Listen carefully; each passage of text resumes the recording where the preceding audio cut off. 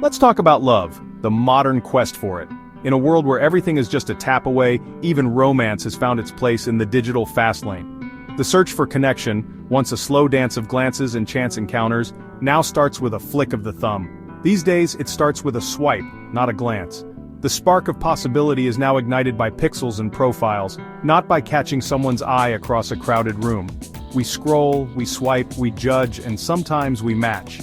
We trust algorithms, not fate, to find our soulmate. Our love lives are curated by code, with compatibility calculated by interests, photos, and a few witty lines. It's a digital matchmaking dance, and we're all learning the steps. It's like asking your GPS to find lifelong happiness. Turn left at heartbreak. We follow directions hoping the next turn leads to something real, but sometimes we end up rerouting, recalculating, and laughing at the detours. We've gamified romance, collecting matches, leveling up with decent dates, and facing the final boss, explaining to grandma how you met. Every match is a new achievement, every date a new quest, and every awkward story a badge of honor. Well, Nana, I liked his dog and his proximity, so I swiped right. In today's world, even our elders are learning the language of likes, swipes, and emojis, trying to keep up with the ever-changing rules of romance. She remembers when you had to actually talk to people, when meeting someone meant a real conversation, not a carefully crafted message or a perfectly filtered selfie. But this didn't happen overnight. The way we connect has evolved with every new technology, every cultural shift, and every generation's unique approach to love. The journey from handwritten letters to super likes is a long one. Once, love was poured onto paper, sealed with a kiss, and sent across miles. Now it's a quick message, a heart emoji, and maybe a GIF. Before swiping, we were typing. The first online connections were made through clunky computers and dial-up tones, with hope and curiosity guiding every keystroke. Before typing, we were still trying to hack love. Singles events, speed dating, and personal ads were the original algorithms, imperfect but full of hope. People have always wanted a shortcut to romance. From filling out questionnaires to scanning the classifieds, the search for love has always been a mix of effort and serendipity. So how did we get from Lonely Hearts ads to a global dating marketplace in our pockets? The answer is a fascinating blend of innovation, risk-taking, and a universal desire to connect. It's a story of technology, sociology, and a lot of trial and error. Each new platform, each new app has changed the way we meet, flirt, and fall in love. We'll look at the pioneers, the weird experiments, and the game-changing moments that led us here. From awkward first dates to viral love stories, every chapter has shaped the way we search for the one. Buckle up, it's going to be a ride. The story of modern love is full of twists, turns, and unexpected surprises. And who knows, you might just learn why you're still single. Just kidding. Mostly. But along the way, you'll discover how we all became digital romantics, searching for connection in a world that's always online. Before profile pics, there were personal ads in newspapers. Gentleman seeks lady for correspondence. The original dating bio paid by the letter. You'd wait weeks for a reply. The ultimate slow burn. Then, in the 1960s, technology entered Operation Match. For $3, you filled out a questionnaire, mailed it in, and a giant computer matched you by punch card. No swiping, just waiting for the mailman to deliver your fate on cardboard. It was the first attempt to use data for love, a bold, nerdy move. People wanted a filter, a way to cut through the noise. It was clunky, but it planted the idea. Maybe technology could help us find each other. This was the beta test for modern romance. Awkward, slow, but revolutionary. The groundwork was set. The 1990s brought the internet, and with it, a revolution in romance. Suddenly, the world was connected in ways no one had imagined, and Match.com was at the forefront of this digital love story. For the first time, you had profiles, not just names or phone numbers scribbled on napkins. You could actually get a glimpse into someone's world before ever saying hello. Pictures, bios, and endless scrolling. Each click a new possibility, each profile a new story waiting to unfold. It was a leap, from whispered office gossip and secret memos to digital autobiographies, where people could share their hopes, quirks, and dreams with the world. But there was stigma. Early users often hid their online dating stories, worried about what friends or family might think. Meeting someone online was still a secret best kept under wraps. We met at a bookstore. That was the classic cover story. Aisle 7, Match.com, if you were in the know. Then came eHarmony, raising the bar with its epic personality test and a promise of scientific matchmaking. Suddenly love was about algorithms and compatibility scores. If you answered 258 questions, you were serious about love. It was a commitment, one that filtered out the casual browsers from the truly dedicated. These sites set the blueprint: create a profile, browse, message, and hope for a spark.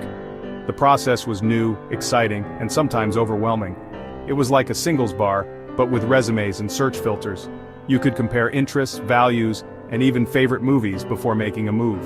Still clunky, still desktop bound, and sometimes painfully slow, but it changed everything about how people met and connected. Now, your dating pool wasn't just your town or city, it was the world. Suddenly, love had no borders and connections could span continents. Intention and filtering became the norm. You could search for someone who matched your values, your lifestyle, even your quirkiest interests. The .com Cupid had arrived, shooting digital arrows across cyberspace and bringing people together in ways never seen before. Love was now digital, and as more people found success, the stigma slowly faded. Sharing your online dating story became something to celebrate.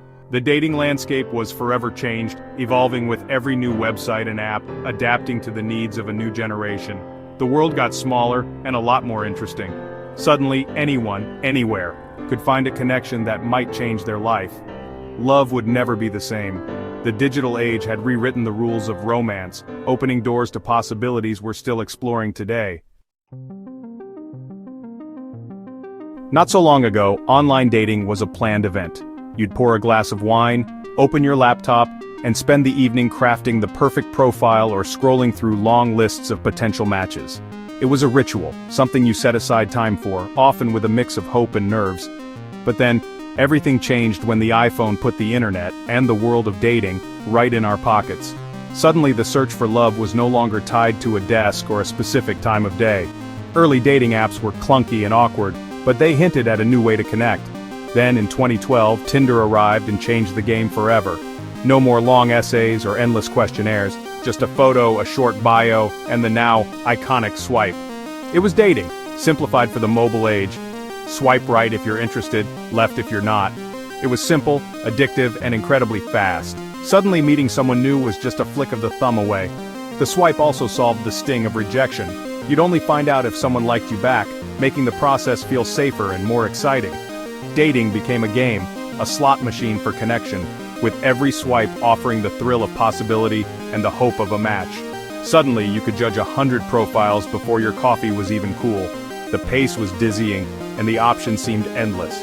New apps like Bumble and Hinge added their own twists, giving women the first move or focusing on prompts and conversation starters. But the core formula stuck: mobile first, visual, and ruthlessly efficient. Your first impression was now your photo, not your carefully written bio. Looks and quick wit became the new currency of attraction. Dating was no longer a special event.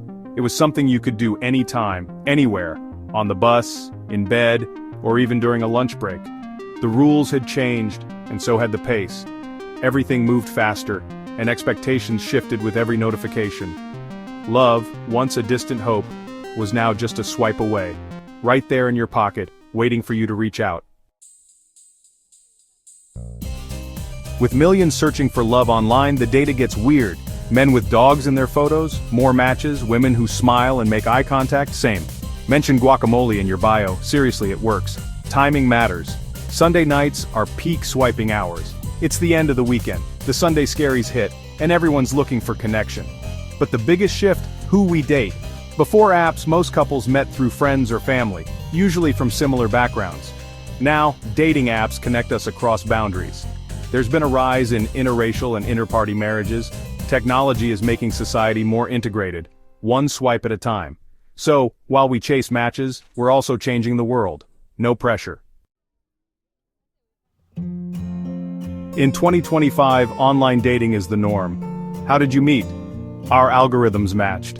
Love is now a numbers game, a marketplace of curated profiles. The paradox of choice means endless options, but also decision paralysis. Why settle when someone better might be a swipe away? This leads to ghosting, breadcrumbing, and a culture of disposability. It's easy to move on, no social consequences, just a tap.